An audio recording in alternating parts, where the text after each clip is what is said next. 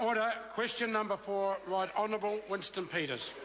Mr. Speaker, this question is to the Prime Minister and asks, is he satisfied that the New Zealand Security Intelligence Service has always operated lawfully under his leadership?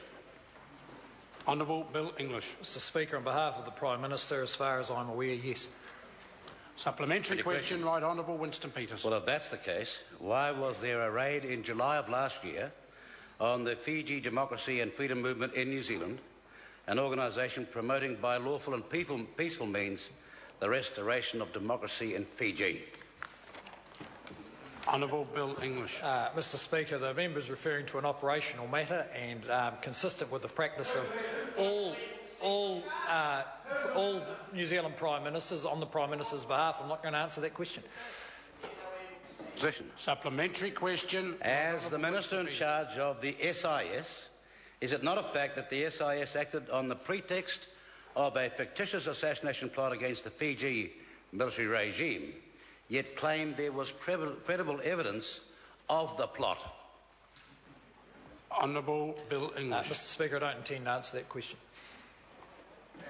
Minister in charge. Question, Right Honourable Winston As the Peters. Minister in charge of the SIS and the Prime Minister, can he let us know why the SIS claimed credible evidence of an assassination plot when the New Zealand Government later backed down when sued in the High Court for matters arising from the raid?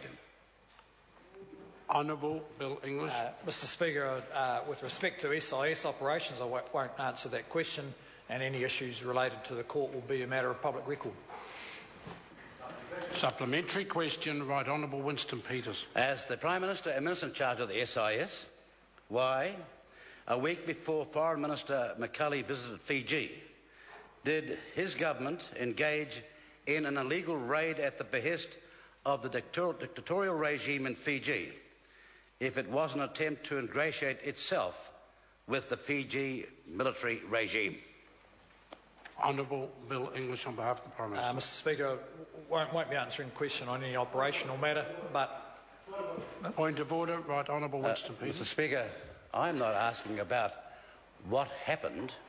I'm asking, did it happen? And I've sat here for 3 supplementary questions, and he's been allowed to get away with saying he's not going to answer to this Parliament or the country. Now, it's the nature of the question that either affords him shelter or not. And I do not believe that I've couched those questions in a way where he can escape by saying, I refuse to answer anybody. It is indeed the nature of the question, and the issue is around the New Zealand SIS, and the Minister, in this case acting, answering on behalf of the Prime Minister, has said that he doesn't think it's in the public interest to answer that question. That's a satisfactory answer as far as I'm concerned. I certainly accept it's not a satisfactory answer from the member's point of view, but if that is the way the Minister chooses to answer that question, that is his choice. Point of order, Right Honourable Winston. Are you seriously telling the House and the country that if there is an illegal raid by an agency of the state, then a minister can get up and say, and I can prove that it was an illegal raid, the minister can get up and say, well, I'm not answering at all? That cannot be the way this democracy has been conducted in the past, and I hope it's not the way it's going to be done in the future. That is exactly what I am saying to the member, is on this particular case, it's for the Minister to accept responsibility for the answer that he or she wants to give. And in this case, the Minister has chosen to say it's not in the public interest to talk about an operational matter concerning New Zealand SIS.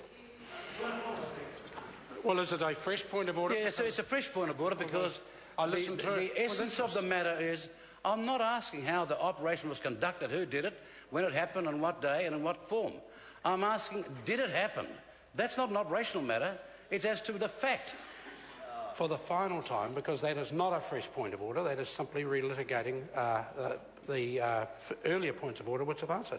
The Minister can choose how he decides to answer the question. In this case, the Minister, as on all occasions, said he doesn't want to answer any further detail because he does not consider it to be in the public interest. That is a prerogative of the Minister, and that's the course he has taken. Point of order, Right Honourable, the Honourable Trinamella. Before I start, can I also clarify that this is again a fresh point of order and not any attempt to relitigate the point of order I have just ruled on? Well, Mr Speaker, it goes back, I think, three supplementary... Is it a fresh point of order or not? Well, Mr Speaker, it does ask you to look at your ruling in the context of the answer that was given by the Minister acting for the Prime Minister to, I think, the second supplementary question from the Right Honourable Winston Peters. Well, I'll accept that point of order. It is, in fact, asking me to reconsider an earlier ruling. I will certainly be looking very, very closely at the questions that were asked and the questions and the answers that were given, but at this stage I'm not changing the point of my ruling at this stage. Question number 5, Dr Cam Corder. Thank you, Mr Speaker. To the Minister of Science and Innovation.